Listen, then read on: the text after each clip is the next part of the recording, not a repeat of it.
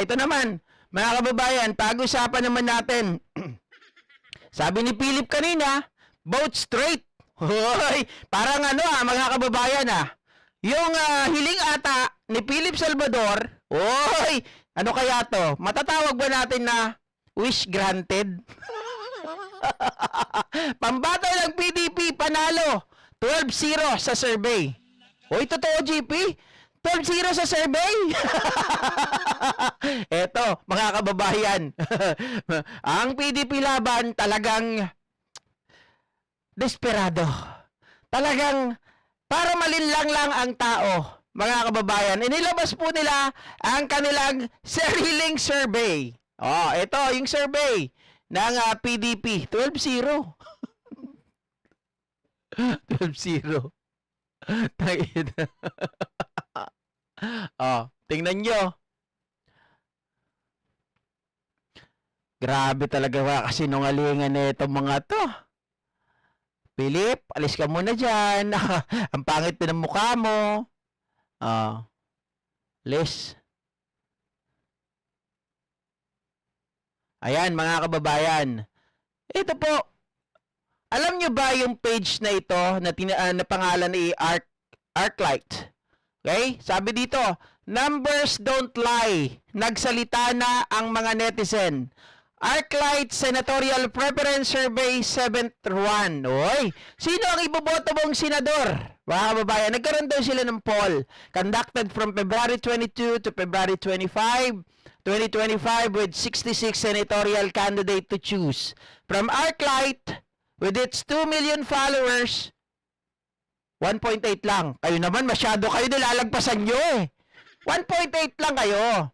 Generated more than 435,781 votes from accumulated survey forms and recorded 5.2 million in total engagement. Okay?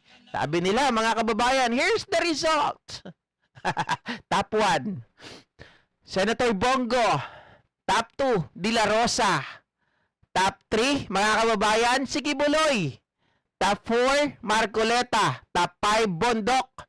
Top 6, Rodriguez. Top 7, Mata. Top 8, Lambino. Top 9, Salvador. Top 10, Hinlo. Top 11, Aquino. Top 12, Lacson. Sinama nyo pa talaga si Lacson para kunwari mga kababayan. Ito ay totoo. Tingnan nyo. Top 11 hanggang top 10 sa kanila. Diba?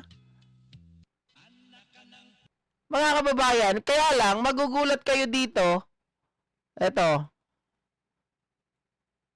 Ayan top 13, Rebillame, Pangilinan, Mendoza, Busita.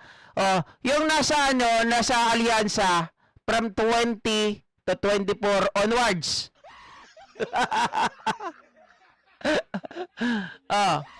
Totoo ba ito? Ay, ang galing naman. Ang sarili nilang survey 12-0 kaya hindi sila puyat. Nang sinabi nila yun. Ayan, mga kababayan. Arclight Senatorial Preference Survey nila. Di ba? Ang problema dito, sabi note, this is not an official poll, but rather a reflection of senatorial preferences of Arclight followers. Inimbestigahan ko yung Arclight. Paano ba sila nagagawa ng survey? Pagtingin ko, mga kababayan, page pala ito ng Duterte. mga tao ni Kibuloy at mga panatiko ng mga Duterte yung mga nandito. So what can you expect? Of course, mga kababayan, sila talaga yung mananalo dito. Nakakatawa, mga kababayan, just to manipulate the minds of the people. Ipapakita nila ito. Ang problema, yung mga tao, nagbabasa. Yung mga tao nagre-research. Diba? Unlike ng ibang mga surveys, yung ibang mga surveys, hindi sila talaga page ng isang politiko. or ng isang, sabihin natin, yung followers ng isang politiko. Kasi dito, Duterte at Kibuloy supporters eh. Doon sa iba, SWS survey, ano pa ba yung mga survey na pinakita natin nung nakaraan, nakalimutan ko na, nawala sa isip ko. Yun sila, yung Tangere, ito cellphone, yung meron silang database. Database, tapos iba-iba to. Mga kababayan, iba-ibang mga database, iba-ibang mga number. Papadala nila, tapos pag sumagot, yun, counted. 'Di ba? Pero ito, survey lang ito ng mga tao sa loob ng page na ArcLight. O, dapat, di ba, Tiburcio Gonzales, kung sila ay magsisurvey, dapat sa lugar random. Hindi pwedeng, nandun ka magsisurvey, doon lang sa loob ng iyong kampo. O, tama, Elisa Fabilar. Ang sinurvey nila ay puro DD shit. Wala na magawa talaga itong mga DDS na to. Ano ba naman yan, DDS? Lumaban naman kayo para hindi kayo kamukhang katawa-tawa. Diba? Oh.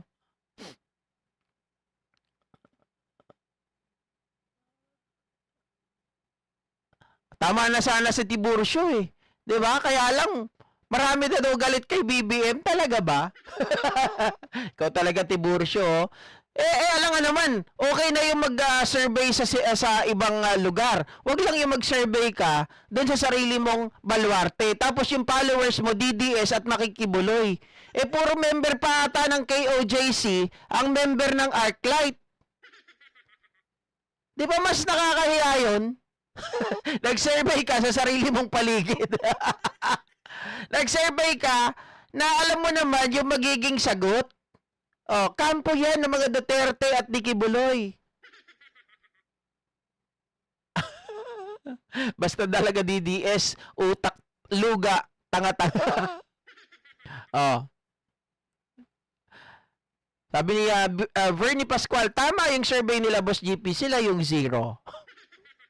Ma'am Priscilla Kojima, shoutout sa'yo. Okay, mga kababayan, pinakita ko lang naman yan just to, para maging katawa-tawa lang sila. Okay, mga kababayan, pag-usapan naman natin itong si